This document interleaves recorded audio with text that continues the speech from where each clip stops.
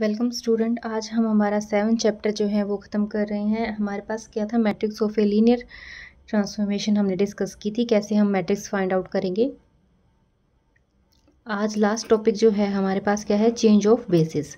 Change of basis में बोल देते हैं, हम क्या बोल रहे हैं इसे, ट्रांजिशन मैट्रिक्स भी बोल देते हैं और चेंज ऑफ बेसिस मैट्रिक्स। ठीक है, तो इसमें हम क्या लेके चल रहे हैं, देखो लेट B1 हमारे पास मैट्रिक्स दे रखी, B1 हमारे पास एक बेसिस दे रखी है U1 U2 up to UN, be a basis of n dimensional vector space V। ठीक है, एंड लेट B2 हमने एक बेसिस डिफाइन की जिसमें n एलिमेंट्स हैं, ये अनदर बेसिस देती इसी वेक्टर स्पेस की।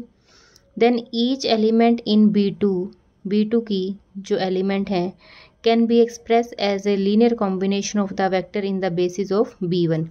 अब B2 जो बेसिस हमने डिफाइन की है V की, अगर उसका हर एक एलिमेंट पहले वाले सेट के हर एक एलिमेंट की लीनियर कॉम्बिनेशन में रिप्रेजेंट हो सके, तो V1 को हम मान लीजिए हमने इस बेसिस का फर्स्ट एलिमेंट उठाया, इस V1 को हमने U1 U2 up to UN की लीनियर कॉम्बिनेशन फॉर्म में लिखा, और जो स्केलर्स हम यूज़ कर रहे हैं वो हम क्या कर रहे हैं, सेम वही मैट्रिक्स फॉर्म में लेके चल रहे हैं जैसे कोफिशिएंट हम लेके चलते थे, A11 A12 up to A1n। ठीक है, फिर हमने सेकेंड एलिमेंट उठाया B2 का, तो इसका हर एक एलिमेंट जो इस बेसिस में पड़ा है वो हम क्या करेंगे, इनकी लीनियर कॉम्बिनेशन में लिखते रहेंगे। ठीक है, V2 को हमने ऐसे रिप्रेजेंट किया, अप टू हमने Vn तक भी इसी टाइप से कर लिया।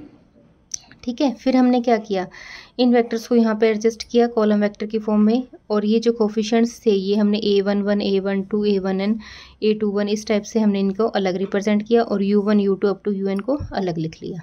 ठीक है, देन हम क्या करें, then the transpose of the matrix of coefficient of the equation is said to be transition matrix और change of the basis matrix from the old basis B1 to the new basis B2। अब हमने क्या किया, इस matrix का transpose कर दिया, जो हमारे पास रिजल्ट आया। ठीक है, तो ये P मैट्रिक्स बन जाएगी।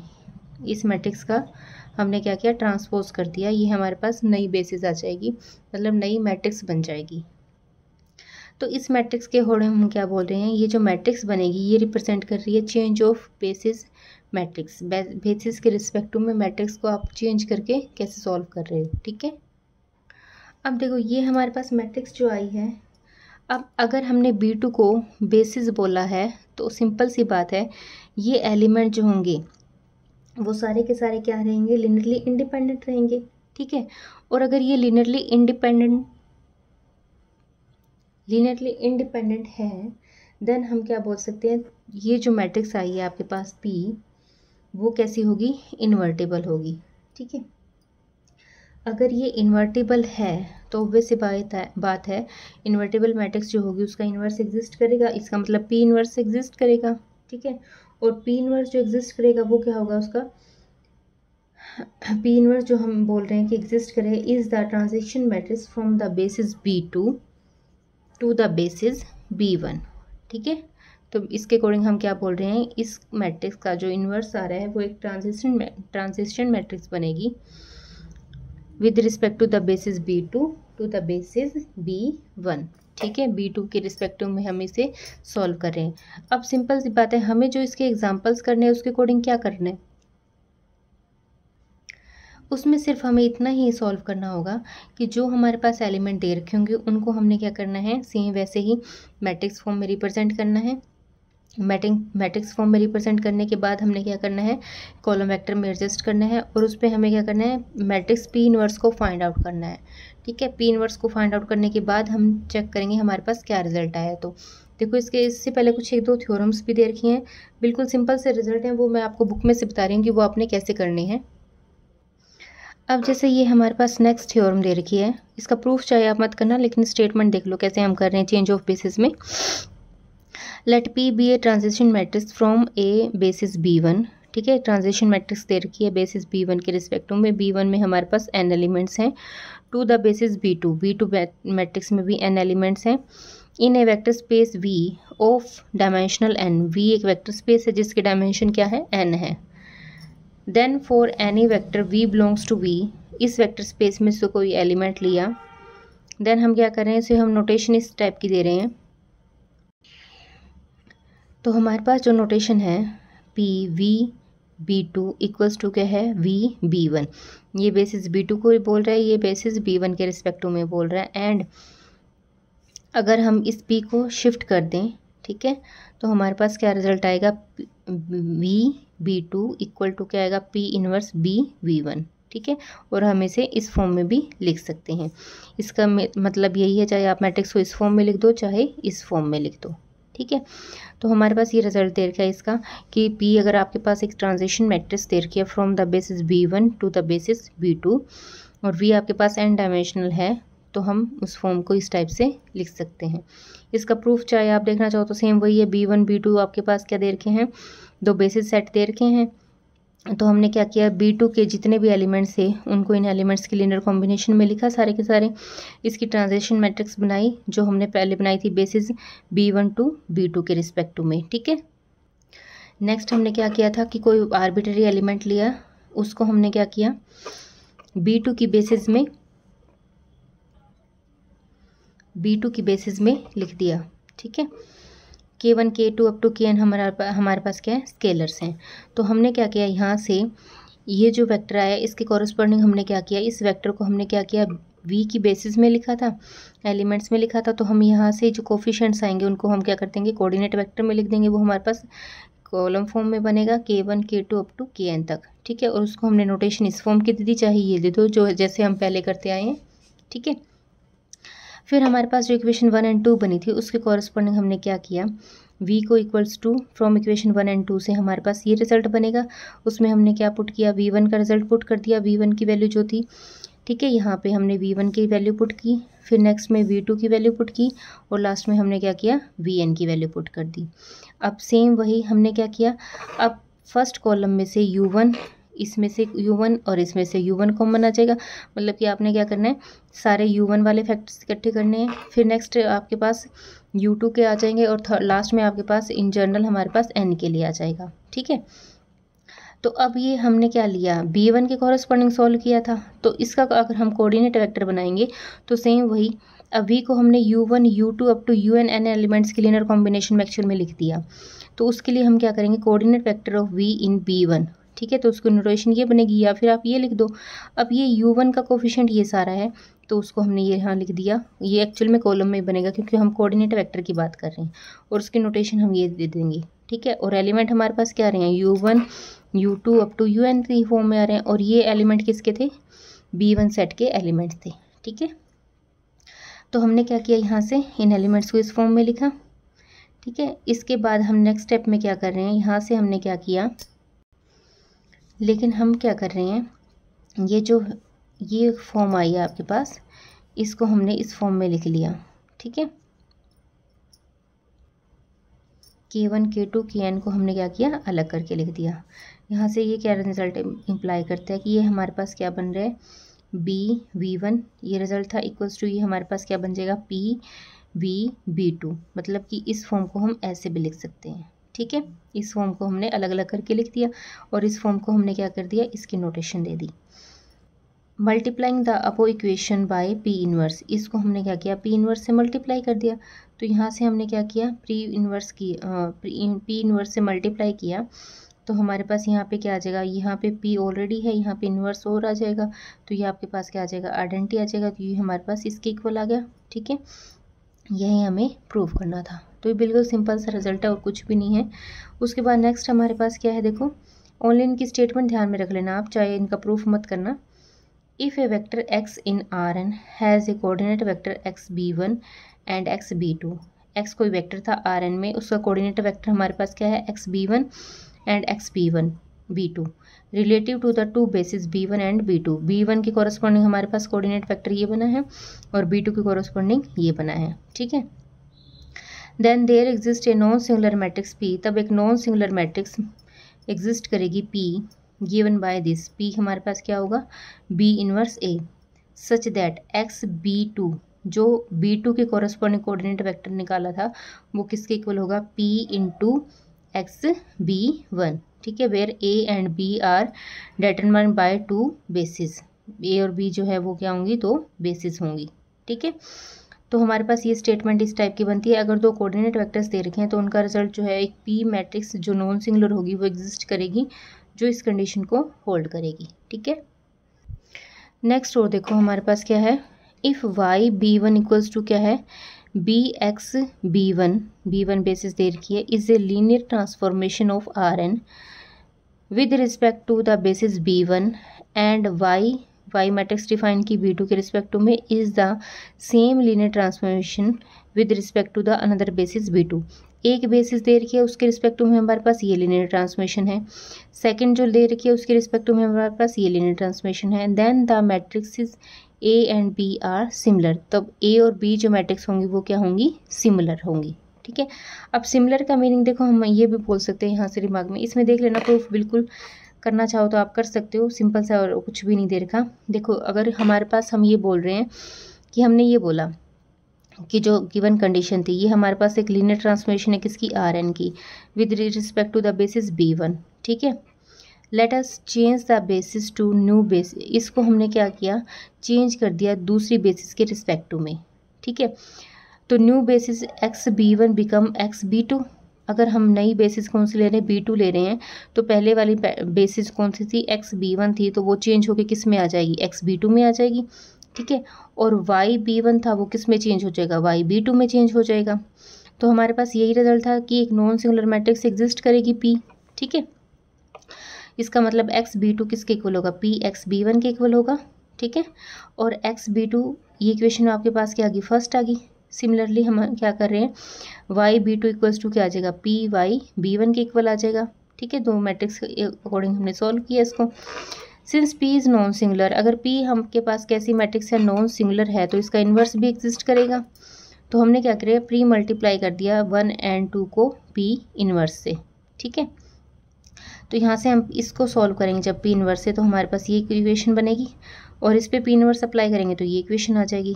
ठीक है, अब यहाँ से क्या इम्प्लाई हो रहा है रिजल्ट, इस पी को अगर हम शिफ्ट कर दें तो हमारे पास क्या रिजल्ट आएगा, वाई बी टू किसके इक्वल आ जाएगा, पी को इधर शिफ्ट कर दिया। ठीक है, पी वाई बी इन्वर्स। ठीक है, और पी वाई बी इन्वर्स, या फिर हम वाई बी इन्वर्स की वैल्यू पुट कर दें, वाई बी वन की वैल्यू पुट कर दें, तो यहाँ पे हमारे पास क्या आ जाएगा, ए एक्स बी वन की फॉर्म में रिजल्ट आ जाएगा। ठीक है, क्योंकि वाई बी वन हमारे पास किसके इक्वल गिवन था, ए एक्स बी वन के इक्वल गिवन था। ठीक है, तो वो हमने यहाँ पे पुट किया। अब पी और ए को इकट्ठा कर लिया, एक्स बी वन को अलग कर दिया। ठीक है, अब एक्स बी वन जो था वो हमारे पास यहाँ से हम निकाल सकते हैं। ठीक है, तो इसको हमने ये पुट कर दिया, इसको सॉल्व करके। नेक्स्ट हमने क्या किया, इन तीनों को इकट्ठा किया, X B two by equation 3 से, 3 की इक्वेशन का यूज़ करके हमने इनकी वैल्यू को सॉल्व कर दिया।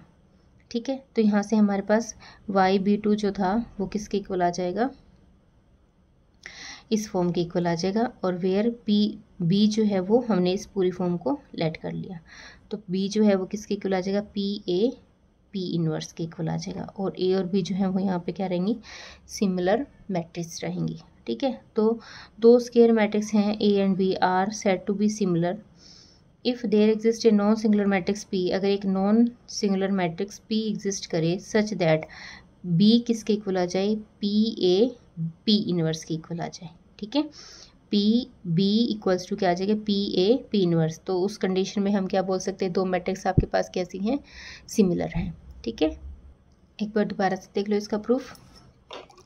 हमें दो लीनियर ट्रांसफॉर्मेशन दे रखी थी बेसिस बी वन के रिस्पेक्ट टू में, ये दे रखी थी with respect to same linear transformation दे रखी थी with respect to another basis.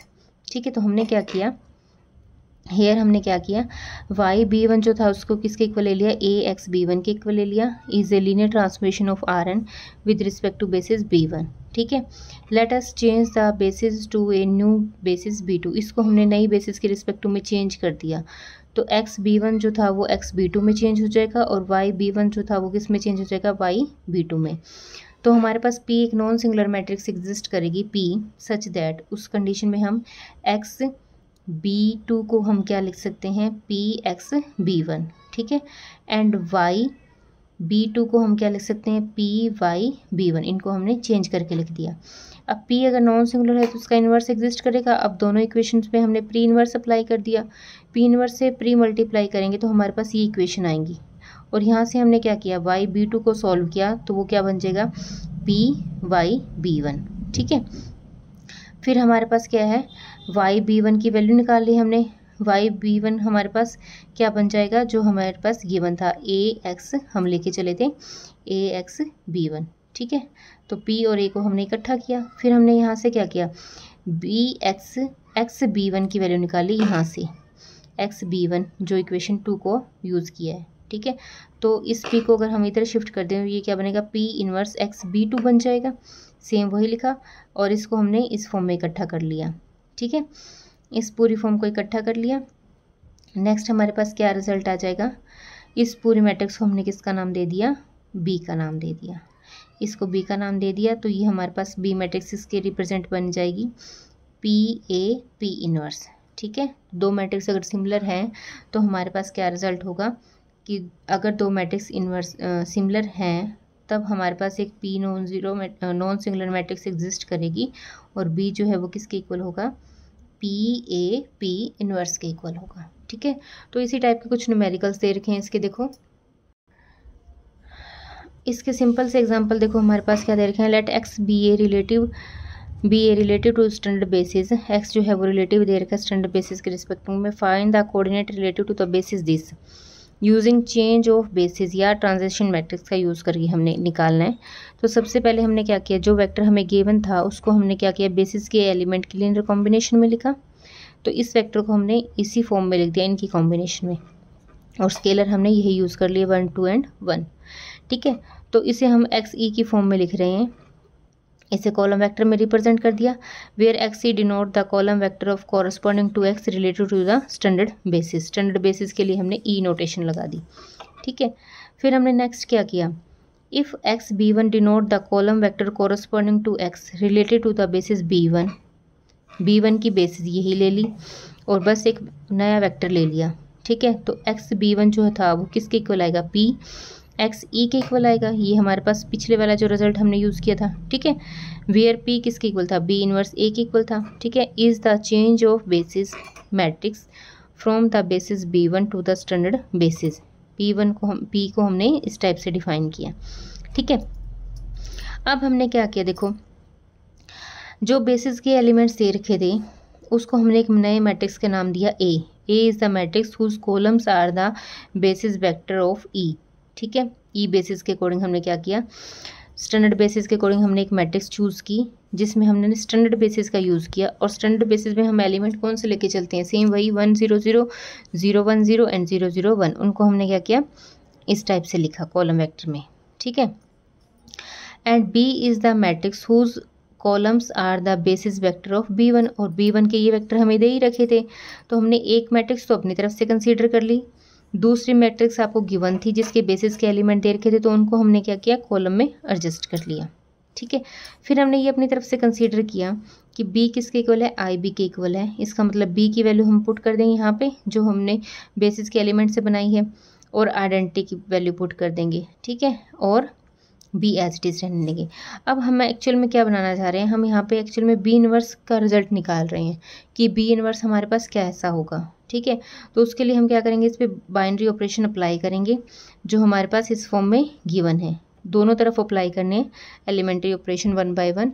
तो इन एलिमेंट्री ऑपरेशन के अकॉर्डिंग हमारे पास देखो यहाँ पे तो हमारे पास आइडेंटिटी बन जाएगी और यहाँ पे हमारे पास नई मैट्रिक्स चेंज होके आ जाएगी। जैसे हम प्रीवियस एक्सरसाइज क्लासेस में ये क्वेश्चंस करते आए हैं कि दोनों तरफ अगर हम एलिमेंट्री ऑपरेशन करते हैं तो हम यहाँ पे क्या करते हैं, एक्चुअल में इस साइड आइडेंटिटी बनाते हैं और यहाँ पे जो रिजल्ट आएगा वो हमारे पास क्या बन जाएगा, उस मैट्रिक्स का इन्वर्स बन जाएगा। ठीक है, तो इन ऑपरेशंस के अकॉर्डिंग दोनों तरफ सेम ऑपरेशन अप्लाई करने हैं आपने, जो आप इस फॉर्म पे लगा रहे हो वही इस फॉर्म पे आपके पास लगेंगे। ठीक है, अब सेम यहाँ देखो, अब एलिमेंट्री ऑपरेशन अप्लाई किए 1 बाय 1 तो देखो यहाँ पे आपके पास इस फॉर्म में तो बन गई आइडेंटिटी। ठीक है, यहाँ पे ये मैट्रिक्स चेंज होके आ गई तो इसको हमने शिफ्ट कर दिया इधर, तो ये आपके पास बी इनवर्स आ गया। अब P किसके इक्वल था, बी इनवर्स ए के इक्वल था। ठीक है, तो बी इनवर्स आपने निकाल लिया, ए मैट्रिक्स आपके पास थी तो इनको हम सॉल्व करेंगे तो हमारे पास ये रिजल्ट आ जाएगा। ठीक है। और इसको हम क्या बोल सकते हैं, एक्स बी की इक्वल क्या आ जाएगा हमारे पास, दिस मैट्रिक्स इनटू में एक्स बी का कॉलम वेक्टर। तो इनको हम सॉल्व करेंगे तो ये हमारे पास क्या आ जाएगी, मैट्रिक्स आ जाएगी। ठीक है। Hence the coordinate of 1 2 1 relative to the basis, ये बेसिस जो गिवन थी आपके पास वो हमारे पास क्या आ जाएगा 0 -1 एंड 2। ठीक है। इस टाइप से सॉल्व करना है। एक मेथड और दे रखा है सेकेंड एग्जाम्पल में, find the coordinate of the vector this related to the basis this and this. वही बोल रहे हैं इस एग्जाम्पल को आप क्या कर सकते हो, एग्जैक्टली फर्स्ट एग्जाम्पल की तरह भी सॉल्व कर सकते हो या फिर इस वे में सॉल्व कर लो। ठीक है। जो भी आपको इजी लगे उसके अकॉर्डिंग ट्राई कर लेना। जैसे देखो ये वेक्टर था, कोऑर्डिनेट वेक्टर को आपने क्या किया, इसके बेसिस एलिमेंट की लीनियर कॉम्बिनेशन में लिखा। ठीक है। सेम वही 3 इक्वेशंस बनेंगी जैसे हम पहले सॉल्व करते आ रहे हैं। इन तीनों इक्वेशंस को आपस में सॉल्व करना है। सॉल्व करके आपने क्या करना है, ए बी सी इन सभी की वैल्यूज़ निकालनी है। अब देखो इसने क्या किया, 2 इक्वेशंस को सॉल्व किया। ठीक है। तो सी का रिजल्ट 0 निकाल लिया, सी का रिजल्ट 2 और 3 में पुट कर दिया, 2 इक्वेशंस इन 2 फॉर्म में रह जाएगी। ठीक है। इनको आपस में सॉल्व कर लिया तो हमारे पास ए और बी का रिजल्ट आ जाएगा। ए और बी का रिजल्ट आने के बाद सिर्फ वही है जो कोऑर्डिनेट वेक्टर हमारे पास दे रखा था उसके रिलेटिव जो बेसिस बनेंगी वो हमारे पास ये बनेंगी। तो आपको जो भी मेथड ईजी लगे आप उसके अकॉर्डिंग कर सकते हो। ठीक है। एक लास्ट एग्जांपल हो रहा है इसी टाइप का, देखो if x B one and x B two be the coordinate of a vector x with respect to the basis, b1 के रिस्पेक्टिव में हमारे पास y1 y2 y3 गिवन है एंड b2 के रिस्पेक्टिव में क्या गिवन है, z1 z2 z3 गिवन है। Find the matrix P such that x B2 किसके इक्वल है, P एक्स B1 के इक्वल है। ठीक है। तो हमने क्या किया, एक मैट्रिक्स ली, ए मैट्रिक्स को हमने क्या किया, इसके कॉलम वेक्टर में एडजस्ट कर लिया। ठीक है। उसको हमने ए का नाम दे दिया और बेसिस हमने यूज़ की B1 मतलब y1 y2 y3 उसके वेक्टर्स ले लिए। सिमिलरली B2 के रिस्पेक्टिव में बी मैट्रिक्स बनाई जिसमें z1 z2 z3 थे, उनको भी हमने कॉलम में एडजस्ट किया। ठीक है। फिर सेम वही पहले वाले के अकॉर्डिंग हमने क्या किया, applying stable elementary row operation on this, ये जो मैट्रिक्स हमने कंसीडर की थी बी इनवर्स। ठीक है। तो इसमें हमने क्या किया, आइडेंटिटी मैट्रिक्स यहाँ पे पुट की, बी अप्लाई किया और दोनों तरफ सेम वही एलिमेंट्री ऑपरेशन अप्लाई करेंगे तो यहाँ से हमारे पास बी इनवर्स आ जाएगा। इसको आपने चेक करना है, एग्जैक्टली डायरेक्ट नहीं लिख देना, जैसे प्रीवियस एग्जाम्पल में किया फर्स्ट एग्जाम्पल में उसी टाइप से करना है। ठीक है। तो हमारे पास पी इनवर्स के पी जो था वो किसके इक्वल था, बी इनवर्स ए के इक्वल था। ठीक है। तो बी इनवर्स आपके पास ये रहा, ए हमारे पास था, इसको हम सॉल्व करेंगे तो हमारे पास ये मैट्रिक्स बन जाएगी। ठीक है। तो इस टाइप से देखना है। इसके एग्जांपल्स जो हैं वो ज़्यादा आए भी नहीं हुए हैं इसलिए मैंने ये क्वेश्चन जो है वो बुक में से बता दिए, सिंपल से। अगर आपको इजी लगे तो आप एक्सरसाइज के क्वेश्चन अटैम्प्ट कर सकते हो। आज के टॉपिक में हम इतना ही करेंगे।